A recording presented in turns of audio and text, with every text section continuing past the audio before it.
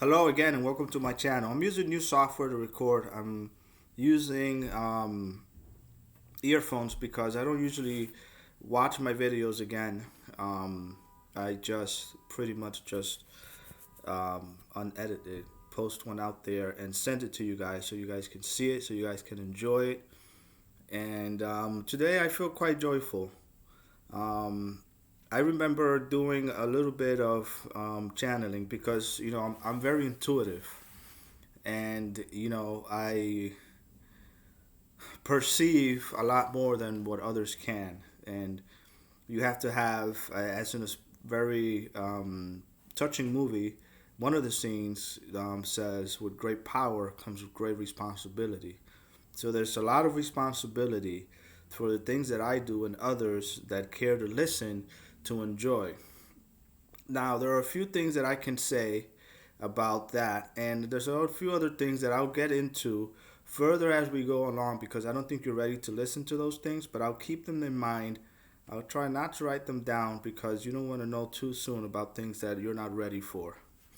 Okay, so I received a channeling, so to speak, from Ra, and what Ra was saying, partially, part of the message was, "I am that I am Ra."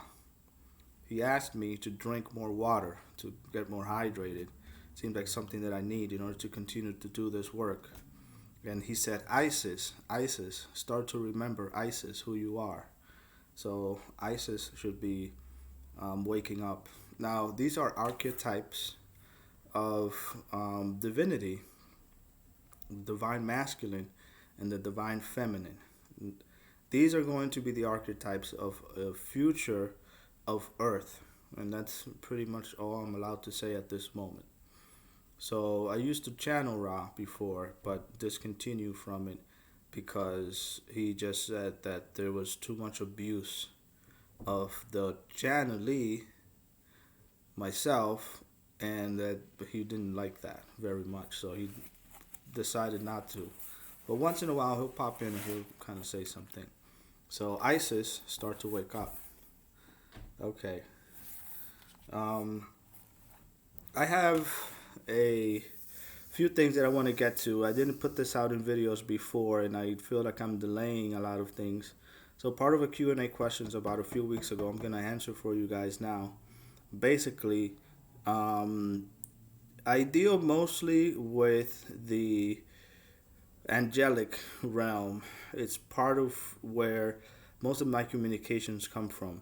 The physical beings of fourth and third and fifth dimensional are also there, but so much and so well do I know how their vibration is and how their frequency is when they connect with me, that I can tell that mostly is the angelic realm that I'm communicating with. So I like for you to keep that in mind because some of the messages I receive are not entirely from just one being or one soul.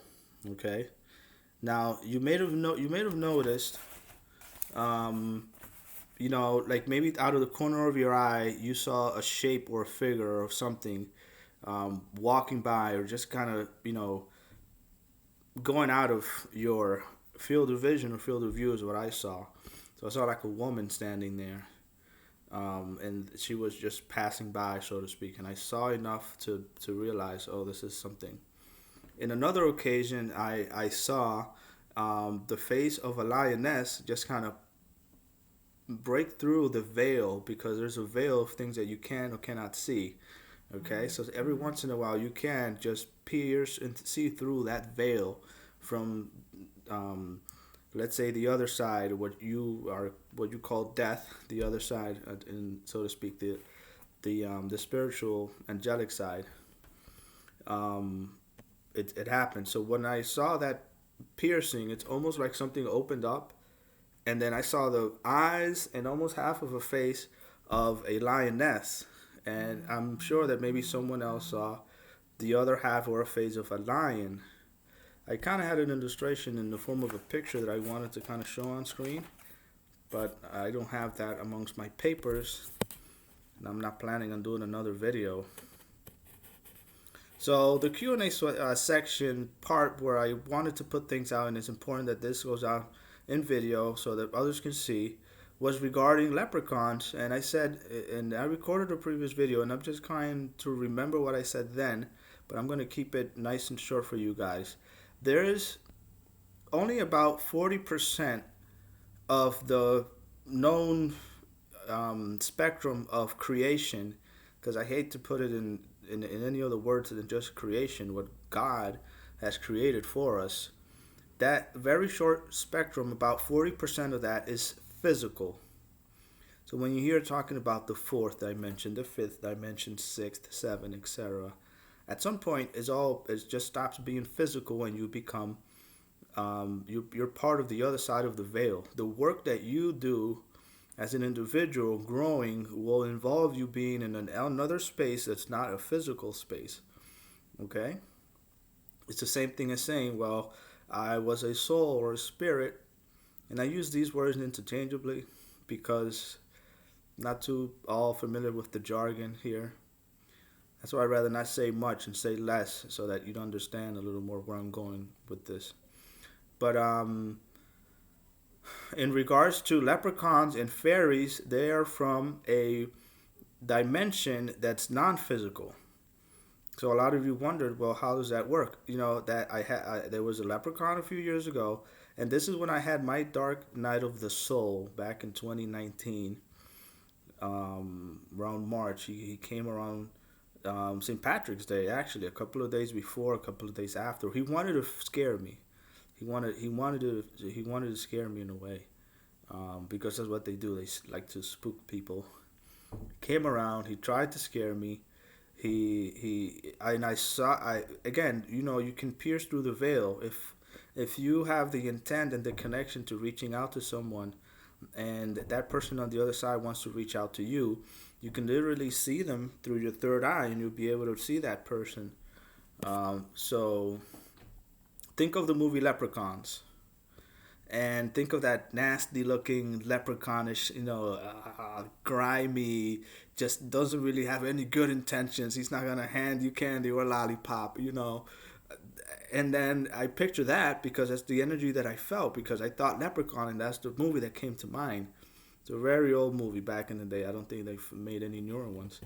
And then he himself presented himself as being a leprechaun, more to the style of what a Disney movie might present a leprechaun to you now.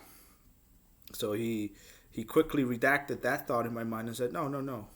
And he presented himself as he wanted to be seen. And that's what I saw. But he kept playing these practical jokes and fooling around, and things will go missing, or one thing will be here and the next day it'll be there, and they'll start moving stuff around, and he was just trying to spook me. I didn't pay much attention to it. The moment he realized that I wasn't really into that vibe, I wasn't going to, and not necessarily give away my energy. That's kind of like the energy that they portray themselves with. And he saw that I wasn't quite interested or playing too much with that, and he was gone. And then I think always try to think about St. Patrick's Day and think of him to see if he would want to engage and think of me again. But he didn't. He hasn't done that. That was my experience with, again, a non-physical realm that exists, because out of creation, only about 40% of this is physical. Okay, just about 40% is this. And that is also part of the fairy kingdom, which includes the fairies. And I've had